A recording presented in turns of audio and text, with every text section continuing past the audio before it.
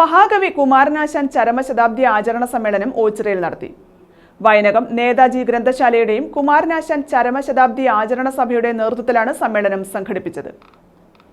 ഓച്ചിറ വൈനകം നേതാജി ഗ്രന്ഥശാലയുടെയും മഹാകവി കുമാരനാശാൻ ചരമശതാബ്ദി ആചരണ സമിതിയുടെയും നേതൃത്വത്തിലാണ് കുമാരനാശാൻ ശതാബ്ദി ആചരണ സമ്മേളനം ഗ്രന്ഥശാലയിൽ സംഘടിപ്പിച്ചത്. ചിത്രകാരൻ ആർ പാർത്ഥസാരഥി വർമ്മ ഉദ്ഘാടനം ചെയ്തു.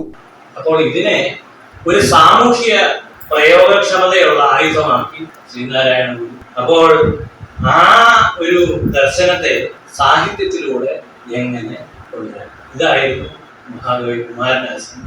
അപ്പൊ ചെറിയ കാര്യം, ഈ ഏട്ടിലെ പശു പുല്ല് തിന്നണമെങ്കിൽ എന്ത് വേണം? 4 കാലിൽ നടക്കുന്ന പശു വേണം, അതിനെ തീറ്റാൻ ആള് വേണം, കൊണ്ട് നടക്കണം, അപ്പോഴേ അതിൽ നിന്ന് ഫലം ലഭിക്കും എന്ന് പറയുന്ന പോലെ ദർശനങ്ങൾ ഏട്ടിലിരുന്നാൽ സാധ്യമാണ്. അത് മനുഷ്യ ഹൃദയത്തിലേക്ക് വരണമെങ്കിൽ അതിനെന്ത് വേണം? രസത്തോട്, മനുഷ്യന്റെ സഹജമായ രസ അവബോധങ്ങളിൽ ചാരിക്കപ്പെട്ട്.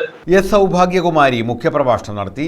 പറഞ്ഞ ഒരു കാര്യമുണ്ട്, പുതുകാലഘട്ടത്തിന്റെ സാഹിത്യകാരന്മാർ അതിന് ഒരു പഞ്ഞവുമില്ല. ഒരു വലിയ വിപുലമായ അംഗസംഖ്യന്റെ കവിതയും എഴുത്തുമായിട്ട് നമുക്ക് മുന്നിലുണ്ട്. പക്ഷേ അതിൽ അവർ ഉയർത്തിപ്പിടിക്കുന്ന ഒരു സാമൂഹിക പരത എത്രത്തോളം ഉണ്ട് എന്ന് അവർക്ക് ബോധ്യപ്പെടുത്താൻ കൂടി ഇത്തരത്തിലുള്ള സാഹിത്യ സദസ്സുകൾ ഉണ്ടാവേണ്ടതുണ്ട്. അത് ഒരു വ്യക്തിപരമായ അനുഭവത്തെ കൂടി കൂട്ടിച്ചേർത്തുകൊണ്ട് പറയാം. കഴിഞ്ഞ ദിവസം കേരളീയ നവോത്ഥാനാനന്തര സമൂഹം അത് ഒരു നവകേരള നിർമ്മിതിക്ക് വരെ ഉതകുന്ന കാലഘട്ടത്തിലെ നമ്മുടെ സാഹിത്യത്തിലെ ചില പ്രതിനിധാനങ്ങൾ സാഹിത്യ അക്കാദമി ലൈബ്രറിയിൽ ഇരുന്നുകൊണ്ട് തേടേണ്ട ചില ആവശ്യങ്ങളുണ്ടായിരുന്നു.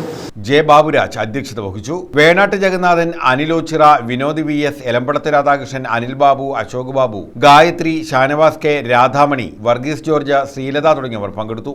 News bureau, Ochira.